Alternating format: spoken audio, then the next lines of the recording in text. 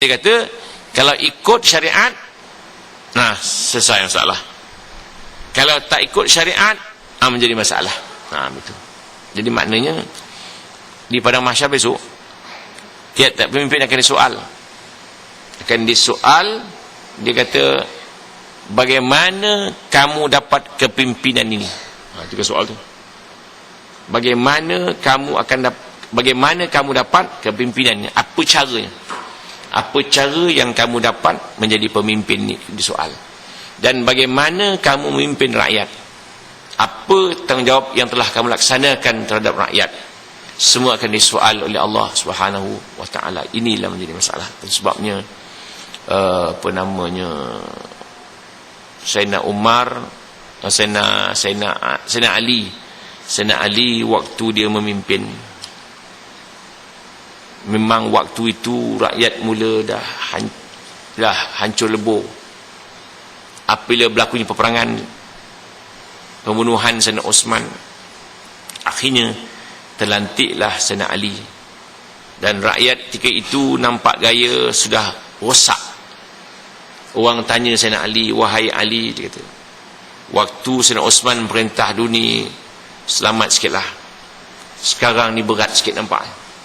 Bagaimana boleh berlaku begitu? Sayyidina Ali jawab, waktu Sayyidina Osman merintah dulu, orang-orang yang macam aku, dia kata, waktu aku merintah ni, orang-orang yang macam kau ni lah. Betul. Betul. Maknanya mula dah. Dah mula berat. Itu sebabnya Sayyidina Umar waktu nak lantik menjadi khalifah, ditolak. Dah mati Abu Bakar, baru diterima. Dan mereka ini melaksanakan kepimpinannya. Sayyidina Umar umpamanya, malam-malam kan dia berjalan round, tengok rakyat dia. Tiba-tiba ia terserempak dengan seorang perempuan yang sedang masak batu. Dijerangnya batu itu supaya anak-anak tadi sampai tertidur, nak tunggu batu nak empuk, tak empuk-empuk batu tu. Mak nak makan mak, itu tengah masak lah tu, tengah masak. Akhirnya anak tu pun tertidur. Sayyidina Umar pun sampai. Akhirnya Sayyidina Umar dengar berita begitu, dia pun balik ke Baitul Mal dan ambil gandum dan pikul gandum sendiri. Kata dia punya pengiring dia, biar saya pikul, tak payah, dia kata. Memikul gandum ni siapa pun boleh. Nak mikul tanggungjawab di padang mahsyar besok, itu yang payah, dia. Maka dia pun terus pergi ke rumah perempuan tadi, masakkan roti itu dan dinyuapkan budak-budak itu makan. Baru dari beredar, tuan rumah kata, awak lebih baik daripada Sayyidina Umar. Tu. Dia tahu itu Sayyidina Umar lah tu. Awak lebih baik. Tu. Maknanya Sayyidina Umar takut rakyatnya ada yang tak makan dan dia yang bertanggungjawab. Itu dia. Itu sebab Sayyidina Umar waktu dia memimpin, dia memberitahu kepada seusaha dia, jangan larang sesiapa pun yang nak berjumpa dengan dia. Jangan larang sesiapa pun yang nak berjumpa dengan dia. Siapa nak jumpa, masuk. Itu dia undang dia. Pasal dia kata dia khadimul ummah, khadam kepada rakyat, khadam kepada umat. Maka rakyat boleh bertemu dengan Umar pada bila-bila masa. Itu sebab satu hari ia tertidur di bawah pokok Sayyidina Umar. Dia tak ada outrider, tak ada jaga pun, tak ada security pun, tak ada. Orang gerak dia tengah jalan. Bangun. Hantar saya rumah Sayyidina Umar, dia kata. Hantarkan saya rumah Sayyidina Umar. Dia bawa lah. Naik ke rumah Sayyidina Umar, mana rumah sendiri. Naik. Saya bukan nak jumpa awak, saya nak jumpa Sayyidina Umar, dia kata. Saya lah Sayyidina Umar, dia kata. Maknanya dia orang tak kenal Sayyidina Umar. Tapi biasalah, maknanya bila dia meninggal kena bunuh. Adil Sayyidina Umar itu melaksanakan tanggungjawab. Tapi masih ada orang yang tak bersetuju dengan dia.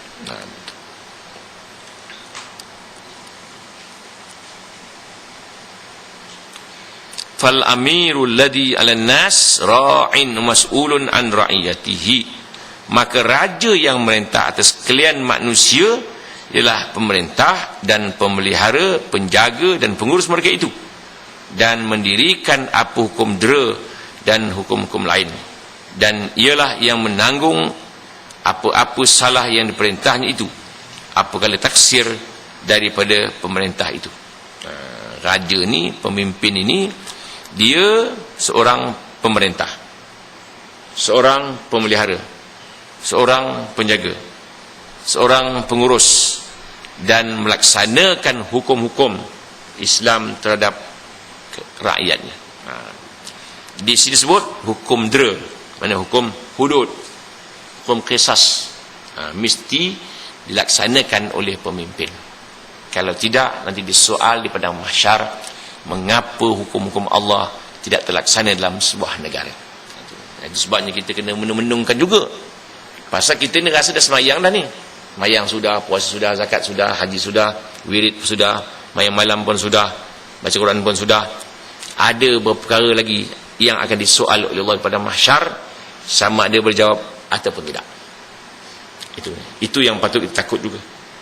Memanglah kalau dikubur, imam mengajar, menjawab 5-6 soalan tu aja, kan? Ma rabbuka, ma imamuka, man nabiyuka, ma dinuka, ma ikhwanuka. Itu saja soalan ma qiblatuka. Ada lagi soalan-soalan lain akan timbul di padang mahsyar mengenai cara hidup kita itu. Itu yang kita bimbang. Kita mesti rasa tak berapa tenang rasanya. Apakah kita ini akan diheret oleh malaikat di padang mahsyar besok dengan siap dengan dia punya rantai dia, atau kita ini termasuk golongan ashabul yamin? Jangan ashabul shimal, mesti ashabul yamin. Itu. Dan pemerintahlah yang menanggung apa-apa salah-salah yang diperintahkan. Kesalahan-kesalahan yang diperintah, kalau salah itu sah. Jangan kita, itu sebabnya Sayyidina Umar kata, orang yang berebut-rebut minta jawatan, aku tak bagi. Nabi pun pesan, mana-mana orang minta jadi qadi, dia tanggung sendiri. Tapi kalau dia diperintahkan jadi qadi, Allah akan bantu dia. Sebab jadi qadi pun payah. Jadi qadi pun payah. Nabi kata al-qudatu thalathatun, qadiyan fil nar wa qadin fil jannah. Hakim itu ada 3. 2/3 masuk neraka, 1/3 masuk syurga. Tiap-tiap 3 orang qadi, hakim, 1 masuk syurga, 2 masuk neraka. Itu qadi tu. Pasal jadi begini, pasal dia tak laksanakan hukum yang sebenar. Kalau qadi itu menyatakan hukum zina RM3,000, macam mana qadi pada mahsyar besok? Itu panjanglah soalan dia. Ini dibincangkan lama hal ni. Apa hukumnya qadi itu sendiri?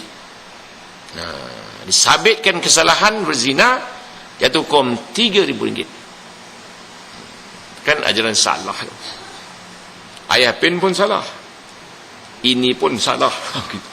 Sekian maklumkan. Laki-laki yang jadi pemimpin, pemelihara atas isi rumahnya pula.